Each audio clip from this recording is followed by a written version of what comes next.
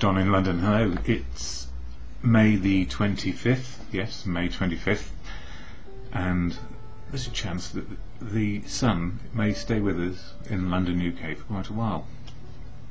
Anyway, enough of the weather report. My video is all about recovery from addiction to substance and behaviour. Addicted to alcohol, me, and then addicted to trying to be in the right place with the right people at the right time. Having been in the right place with the right people, in the right place with the right things, always trying to be right. And these days I realise it's not about being right or wrong, it's about living life one moment, one day at a time, and being sober, so I see life as it is, reality. And that's a big difference for me. For 35 years, I guess, I took the edge off my feelings. I pushed them away, pushed them down, wanted the good feelings to be included, part of, loved, be able to love back, and get on with life and be whatever I thought life ought to be. So I've changed my outlook somewhat over the last few years by being sober and seeing reality. And sometimes reality feels unacceptable to me, but it's not really. I need to accept what life is. So if I can understand how to live in the moment of now, understand my feelings that are real, no matter what, they're real feelings, and what do I do with them? So now I don't dismiss or push my feelings away. I recognise that they're there for a reason. It tells me how I am. So every morning I say to myself, how am I feeling? Why? What can I do? And this morning I feel okay. I feel like I belong in the world. I don't know what the world's up to yet, but I do belong in the world. It's quite early here. So London, UK, Chelsea Flower Show, Obama, President Obama's here. All sorts of interesting things are going on. And I am interested in what is going on in the world, which is quite different to where I got to. I got to a very dark place, isolated, alone, not wanting to be part of family, not understanding how to be part of community, and very negative about society. I felt that the world had gone to pieces and that it wasn't worth living. Now I don't feel like that. The world is in pieces, always has been and always will. Conflict will always be there, as much as there will be peace and harmony. Life is like that. People change through their lives. So as people change through their lives, their perspective changes. And if we have a sober head, we have a better chance. So what helped me get sober from those dark days where all I could do was drink 24/7, end up in hospital, in intensive care, joke about it, not put any value on my life? Well, what's made the change? Well, I needed to ask for help. And I guess if we're lucky enough to ask for help, and if we were able to learn to do this every single day, that it's okay to ask for help from whatever source, depending on our life situation, then we make progress. And it may not be acceptable in the terms of that's what I wanted, but it might cover our needs. Needs met, often the wants are forgotten, because we're okay, we're at peace with where we are in the world. It doesn't mean we live in a peaceful world, or a peaceful world which is supporting everybody in everything.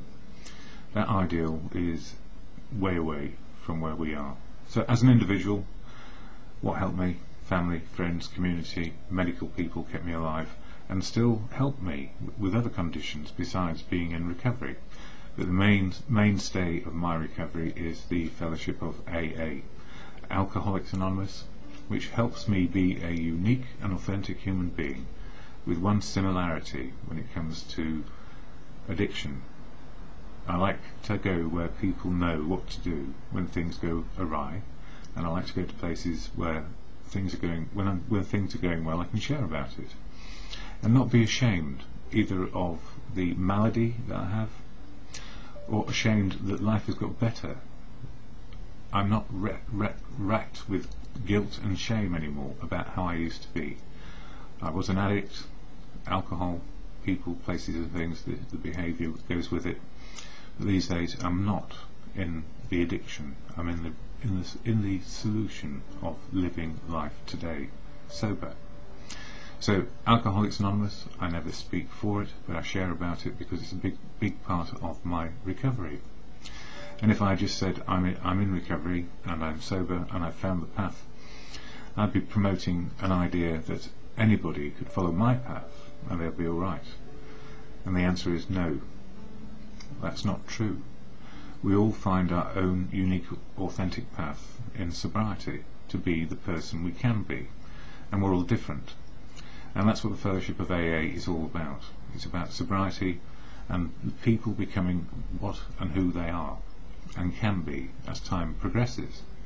So in my world, excuse me, I'm just going to get my coffee. In my world, it's very important that people retain their identity. And for a long time I didn't even know what my identity was. And today I only say I know a little bit more about who I am at the end of the day. And that suits me fine. It suits me fine because I'm a learner again, and that means I have humility to keep on learning. So humility is not a dirty word, it's just a word which it describes what helps me, open to learning. So AA, what is it? I'll share the AA preamble, which we who go to AA meetings here every time the meeting is run. The introduction, which everybody is familiar with, and often we just hear it, but we don't actually sense what it means. So I always try and read it out rather than recite it, because recitation just means I know it, but am I living like that? Sometimes not, sometimes yes. So here is the AA preamble, and then some things which inspire me today to keep on being sober. Alcoholics Anonymous is a fellowship of men and women who share their experience, strength and hope with each other, that they may solve their common problem and help others to recover from alcoholism. So it's looking for the similarities and not the differences when we go to a meeting. The only requirement for membership is a desire to stop drinking. And that's a personal requirement. It's not an AA rule or law. There aren't any. There are no rules or laws in AA.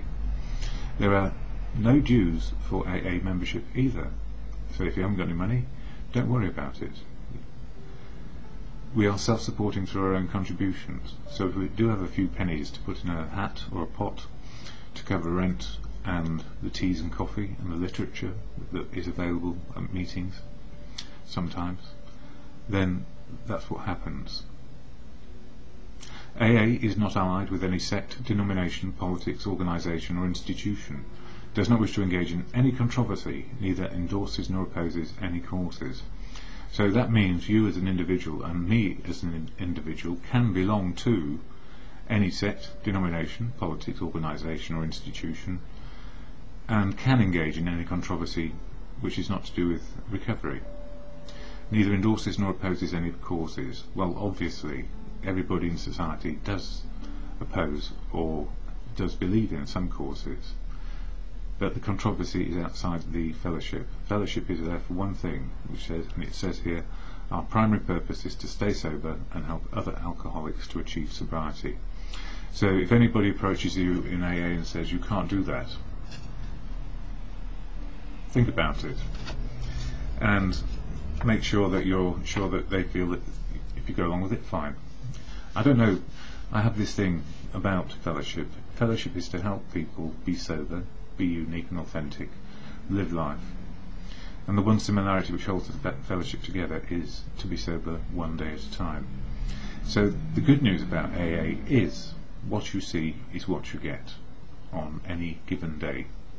So the value of AA is being in the moment of now, being there in the moment of now, with people who are trying to be in the moment of now, and to be sober, just to be sober, nothing else. So there shouldn't be any controversy, but there will be, because we are human beings. So conflict will arise, and it's good, normally, and passionate about what is recovery and what is important. So we have 12 steps for an individual to be open, honest and willing to change and be sober and live sober and be happy if life affords happiness. And then we have 12 traditions which hold the fellowship in unity, service and recovery. So for an individual, open, honest and willing to change and be sober, and the tradition's all about unity, service and recovery. So we get sober, and then in service and recovery and unity we share about experience, strength and hope and how life works. 12 steps of action then, so always action-centred, action-oriented. We face each day as it is, and if we know how we feel when we wake up and how we're feeling during the day, when we're interacting with whoever, going to work, going to school, going to college, going to the shops, looking after children, you name it, sober, we're going to interact, and life experiences will be good and some will be quite testing and challenging and sometimes conflicting. So we will always be challenged about going back to old behaviour, the old behaviour of forget the world, my problems are so great, the only thing I can do is drink, or relapse, or do something to take my mind off it. And in recovery we know that doesn't work. We go back to the old way of behaving, which is to shut down and isolate away from the problem, or rather become the problem again. So the fellowship is all about the solution, living life on life's terms, good or bad, special or indifferent. That's how it is. So how do we do that? Well, the 12-step program, which I'm covering in the videos over the year and have done over the years, 1 step a month. January, all about step 1, the one that counts most, the 100% step, that I admit I am powerless over alcohol and life will be unmanageable if I drink again. If I admit it to myself and accept it, I realise I have to accept on a daily basis I am powerless over alcohol, and if I went back and had a go, life would get unmanageable. I might con myself that wondering wouldn't hurt, but it also leads to where I was before very quickly, because I want the effect of oblivion, and I don't want that anymore. Step 2, came to believe a higher power could save me and restore me to sanity. Well, the higher power for me is everything, because with humility I've started learning again from everyone and everything that I don't know it all. And especially when I'm under pressure, I don't know that I need to do it all on my own. So I was taught self-reliance to extremes. Where did that take me? It took me to a place where I was quite successful in many aspects of my life, but I only had one outlook, which was I need to be able to solve it on my own. And it stopped me letting people in to help me. And it stopped me from growing, and it gave me an attitude towards being successful just off my own bat. And that's no way to live in organisations, in society, in community or in family. It's about interdependence, where roles and responsibilities change as life changes and situations change. So we change our role in different aspects of our life. We may manage some things in some parts and all then be simply a part of in other parts of our life.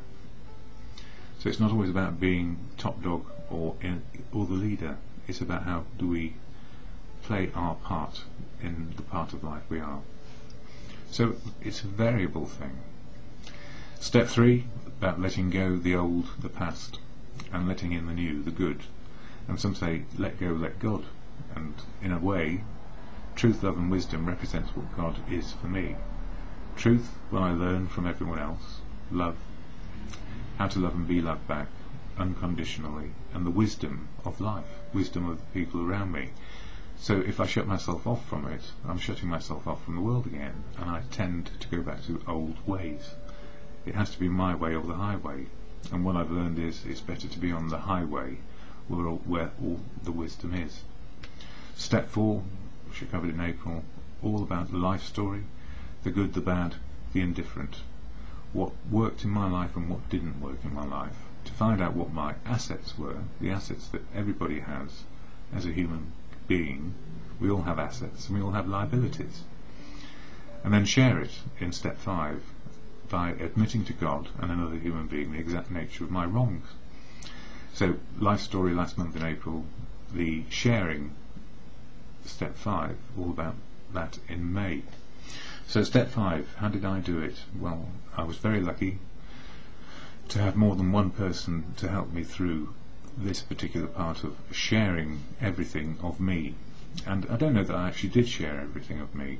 It took a while, and it involved more than one person. But one person in particular, a counsellor, who had an idea of the 12-step program, who afforded me the opportunity to let out all that I needed, everything about me, the exact nature of the wrongs done by me and to me, and then to work out what my part was in it. And often in step 5, if we are thorough about it and we concentrate on what we did, what I did, my part in all matters. My part in all matters could be simply being in the wrong place at the wrong time and developing the wrong attitude and then behaving inappropriately or against what was good for not just me but for everyone. So a very selfish outlook maybe. But you have to get to a place of understanding around that, and for a long time we are ignorant, and I mean that in the sense that we just didn't know what we were doing. We just didn't know what we were doing. So step 5 opens the door to understanding where our behaviour doesn't work and where our behaviour does work. And then that is covered in step 6 and 7. But that's June and July. We're not too far from June. So what's in the books? Daily Reflections is the one I use most here. And in May, it's all about the exact nature of our wrongs and sharing them with another human being, or admitting to God. But the most important part is we can admit it to God and then hide it from the rest of the world. If we are thorough sharing what got us into trouble or what made us isolate and withdraw from the world, then we have a better opportunity of dealing with those things as we go into step 6 and 7. May 25th, it says here, progressive gratitude. Another word that can be very difficult. I don't want to write a gratitude list because I don't feel grateful right now. And that's how it is after a hard day's work or a difficult day where things aren't working. So here it says, gratitude should go forward rather than backward. I am very grateful that my higher power has given me a second chance to live a worthwhile life. Through Alcoholics Anonymous, I've been restored to sanity. That's step 2. The promises are being fulfilled in my life. And the promises are, simply, if we are able to see life on life's terms, reality as it is. Some say that's the spiritual connection, the ability to cope with what is going on. The promises are being fulfilled in my life. I am grateful to be free from the slavery of alcohol, and indeed it was. I am grateful for peace of mind and the opportunity to grow. In other words, humility. One of the best words in the dictionary, humility, often misunderstood because it's associated with being humble and scraping, and that's not it at all. But my gratitude should go forward rather than backward. I cannot stay sober on yesterday's meetings or past 12th step calls. I need to put my gratitude into action today. Our co-founder said our gratitude can best be shown by carrying the message to others. And how we carry the message to others, well, this is one way for me. But never forget, it is the multitude of voices in AA, all the voices in AA, where we find we get our wisdom. Without action, my gratitude is just a pleasant emotion, and that can be very complacent. That's my words. I need to put it into action by working step 12, by carrying the message and practicing the principles of all my affairs. I am grateful for the chance to carry the message today, and I am. And I'm lucky. I mean, from 35 years of taking the edge off and hiding away and isolating because I was so exhausted often by the work I did, and I didn't know how to cope with my own feelings. I just drank them away. I was very good at helping other people sometimes, very often to my own detriment, because I didn't know how I felt about my life. And that's tragedy. And I guess that's why I was good at helping other people. There was an awful lot of tragedy in my life as life went on. Maybe that was just the way it was. Now I know if I don't push those feelings away, they won't build up again in the same way. But I will be reminded from my history from time to time, things I forgot to mention in my step 4 and 5. And I can do that as and when I need, with the sponsor or with another human being who understands me and has become a friend. Because fellowship is also about friendship. We learn that there are people in the fellowship who we will relate to and come to admire and love greatly. And at the same time there will be people, because of the way they are and their sobriety, who we don't wish to know and we would not be grateful to have in our lives, but they can be our best teachers about what is the wisdom of how I want to live my life. So AA isn't about liking everybody and being able to love everyone, unless we adopt that understanding that we can love people and hate their behaviour. And that's part of the learning. How am I feeling? Why? And what can I do? And how am I feeling about you and me? Why? And what can we do? So the empathy part can be, I love you, but when you behave like this, I find it very hard to connect and express love. But that's not about withdrawing love. It's saying, your behaviour really gets up my whatever, and I need to tell you about it. Otherwise, I'm holding back on my feelings. So I feel okay today. Strange, I've been up, it's only 7 o'clock or thereabouts in the morning, so I've been up for about 3 hours doing things. That's just the way I am. And the sun's going to come out today, so Chelsea Flower Show, I'm not going. President Obama here, and that's a good thing. And I think it's a very settling and improving way of looking at our world, that we are interconnected. Everything is interdependent. It doesn't necessarily we're always in control or out of control. It's what life is today. Better by mutual agreement rather than conflict. I wanted to read from this book, Desiderata of Happiness, and maybe I just will, because I feel it helps me, and I know it must have inspired people back in the 20s and 30s when AA was being formed, and how it is today. And Desiderata is something that was on my wall when I was in my teens as a great big poster, and I sort of recognised the sentiment behind it, but it means more to me. How many years later? 35 years later. And it says this: go placidly amid the noise and haste, and remember what peace there may be in silence. As far as possible, without surrender, be on good terms with all persons. Speak your truth quietly and clearly, and listen to others, even to the dull and ignorant. They too have their story, especially in AA. Avoid loud and aggressive persons. They are vexatious to the spirit. If you compare yourself with others, you may become vain or bitter. In other words, we're judging. For always there will be greater and lesser persons than yourself. Enjoy your achievements as well as your plans. Keep interested in your own career, however humble. It is a real possession in the changing fortunes of time. Exercise caution in your business affairs, for the world is full of trickery, but let this not blind you to what virtue there is. Many persons strive for high ideals, and everywhere life is full of heroism. Be yourself, especially do not feign affection. Neither be cynical about love, nor in the face of all aridity and disenchantment, it is as perennial as the grass. Take kindly to the counsel of the years, gracefully surrendering the things of youth. Hard one for me. Nurture strength of spirit to shield you in sudden misfortune, but do not distress yourself with dark imaginings. Many fears are born of fatigue and loneliness. Beyond a wholesome discipline, be gentle with yourself. You are a child of the universe, no less than the trees and the stars. You have a right to be here. And whether or not it is clear to you, no doubt the universe is unfolding as it should. Therefore be at peace with God, whatever you conceive him to be, and whatever your labours and aspirations in the noisy confusion of life, keep peace in your soul.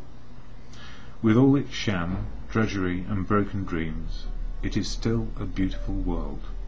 Be cheerful, strive to be happy. And I think and feel more than anything, that sums up what the fellowship is all about. Striving to be happy? Well, sometimes life is sad, so we need to strive. And Max Ehrman was about the same time as Bill Wilson and those who were putting the fellowship together, even though they didn't know that's what they were doing at the start. One day at a time, something grew out of nothing, which has the ability to keep me sober. It's the collective understanding, good conscience or group conscience of the fellowship. No one's in charge. We are trusted servants in whatever we are trying to achieve. Sobriety for ourselves and others, with that one similarity. So the Serenity Prayer, up and beyond desiderata, helps me in any moment. And it's to God, or good conscience, or a power which is your understanding of God, whatever it may be. But it works as a meditation, simple and true. So to God, God, grant me the serenity to accept the things I cannot do. Courage to change the things that's wrong. Start again. God, grant me the serenity to accept the things I cannot change. Courage to change the things I can, and the wisdom to know the difference. And you know, when I make a mistake like that, it's just saying to me, I can't recite things always and get it right. Sometimes I need to just look at the words, understand them, accept the things I cannot change, courage to change the things I can, and the wisdom to know the difference, for me, just for today and in the moment of now.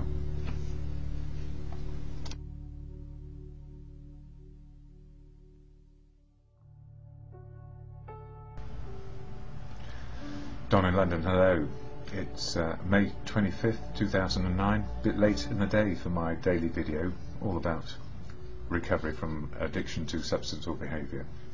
Been an interesting day and a half or two, and it's 9:30 in the evening. I've just come back from an irregular visit to a newcomers meeting. In the UK it's Bank Holiday Monday, and so some of the meetings close to me are not running. They're shut down, and I was going to the Boltons tonight, where it's a step meeting. Not running because we hadn't got the right key to the door. So I ended up going to the Servite Church Kindergarten Church Hall, whatever it is, where a lot of newcomers to the Fellowship of AA turn up, and it was a remarkable meeting. If you can imagine 2 or 3 meetings missing, this particular meeting was quite full tonight. Noises off. Somebody with their Ferrari there. So my video is all about recovery from substance addiction or behavioural addiction. My substance was alcohol, hence going to an AA fellowship, and any behaviour you could possibly imagine. If I couldn't drink, I'd find something else to do, addictively or compulsively, and crave some way of sorting out what that gap was inside me, what was causing the fear, what made me feel low, full of ego, putting on a brave face and not myself, because I never knew who I was. So gently over the last few years I've been going to AA. It helps me on a daily basis, and at the beginning of every meeting that there is here in London, of which there are usually between 600 and 700, I have no idea how many there were today, but I think 1 or 2 might have been well attended. So people make the effort because it's worth it. It's worth making sure that we keep in touch with how to keep sober one day at a time. So when I go to meetings, I hear this preamble shared at the beginning of each meeting, and it settles me down into being part of something rather than on the outside and isolated. So the AA preamble goes like this. And by the way, I do not speak for AA. Anybody who goes to AA is a unique, authentic human being, and I cannot speak on their behalf, and I certainly cannot speak on behalf of a fellowship which holds sacrosanct the identity of people. They are anonymous, and they are unique, authentic people. They don't need anybody speaking for them, so I can only speak for me here. So the preamble goes like this. Alcoholics Anonymous is a fellowship of men and women who share their experience, strength and hope with each other, that they may solve their common problem and help others to recover from alcoholism. The only requirement for membership is a desire to stop drinking. There are no dues or fees for AA membership. We are self-supporting through our own contributions. AA is not allied with any sect, denomination, politics, organisation or institution, does not wish to engage in any controversy, neither endorses nor opposes any causes. Our primary purpose is to stay sober and help other alcoholics to achieve sobriety. So when I go to meetings, it's that final bit there. Our primary purpose is to stay sober, looking after my own sobriety, with help, and help other alcoholics to achieve sobriety. So the key is inclusion and being a part of and having choices back in our lives.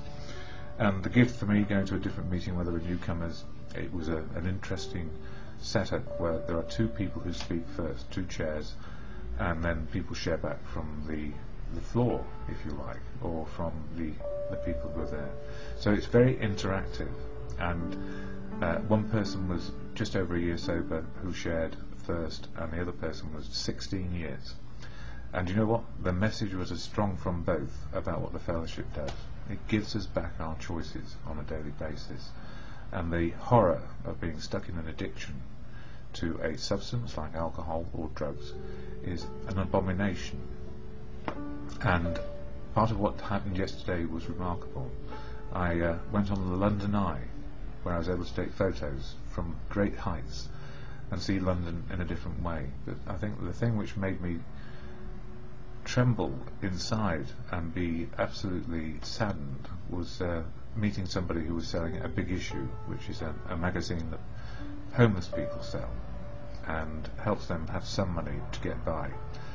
And this person only had one left, and I suspect he may have bought it from another Big Issue person and was just trying to get some cash. And, you know, where do we get to if we have no help, no friends, no support? I've been where this person is, but this particular person, crack cocaine addict, heroin addict, and he had suffered MRSA, which is a flesh-eating illness or infection. And the poor man, he had sores down to the bones, and you know, he couldn't see getting to hospital as a priority. And I was with a friend of mine, and we tried to help by suggesting, you know, where to go, how to go there, and he knew all of those things, but he felt he might go in a day or two. And you know why? Because he's been turned away so many times and not treated for what is ailing him, and that's addiction. It's a horrible, horrible disease, and people, when you're in it, well, anybody who knows they're in it knows just how awful it is. We cannot stop doing something which is killing us. And when you see somebody in such a state, and the police won't help, the hospitals don't know what to do. I know my local hospital, Chelsea and Westminster, would do their best, but you've got to get the person there somehow. And if they're reluctant and won't go under their own steam, you cannot force them. So, you know, the reminders of what life happened, where life can take us. I went on the streets, and you know, I survived just about. But this poor guy, if he makes it for a few days, I'd be very surprised. You know, it's sad, and life is full of this. It's like we have invited to see something spectacular, and at the same time we're brought to earth and understand just how sacred life is, and how easily we give it up when we're in addiction because we are ill. And it took me a long time to understand that I was ill with something which would not let me alone. It was a compulsion, a craving, which was beyond my power to stop.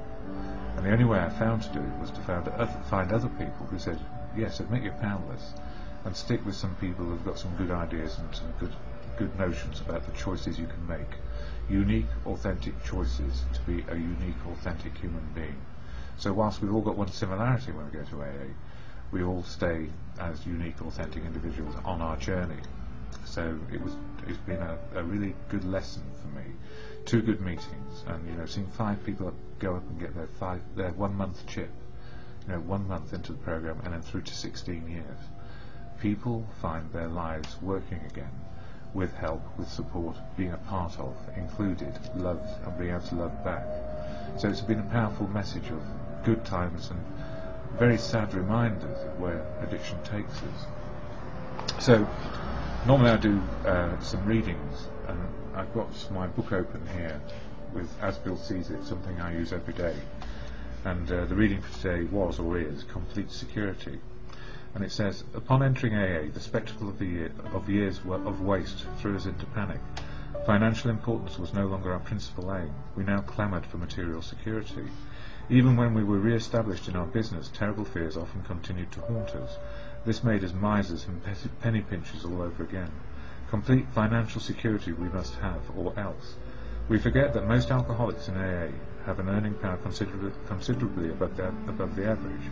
We forgot the immense good of our brother AAs, who were only too eager to help us to get better jobs when we deserved them.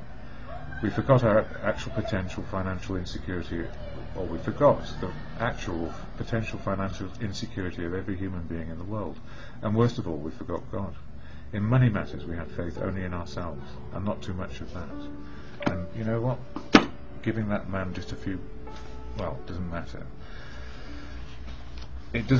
We have to look at ourselves and see what we can do and how can we get the message across, but sometimes maybe we just plant a seed of a thought. And for May 25th, in this one here, Daily Reflections, it's all about progressive gratitude to go forward rather than backward. And it says, I am very grateful that my higher power has given me a second chance to live a worthwhile life. Through AA, I've been restored to sanity. The promises are being fulfilled in my life. I am grateful to be free from the slavery of alcohol, and in that person's case, heroin and crack cocaine. Anyway, it's a long reading, and I don't have the time, but you know, it's almost like we can hit the most amazing highs, and me included, and accept also that we see great sadness, and we try our best to help.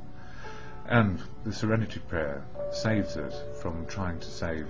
We've got to save ourselves as well as trying to save others. So when I say, God grant me the serenity to accept the things I cannot change, I must accept that, and change the things I can, and learn the wisdom to know the difference. It surely is just one day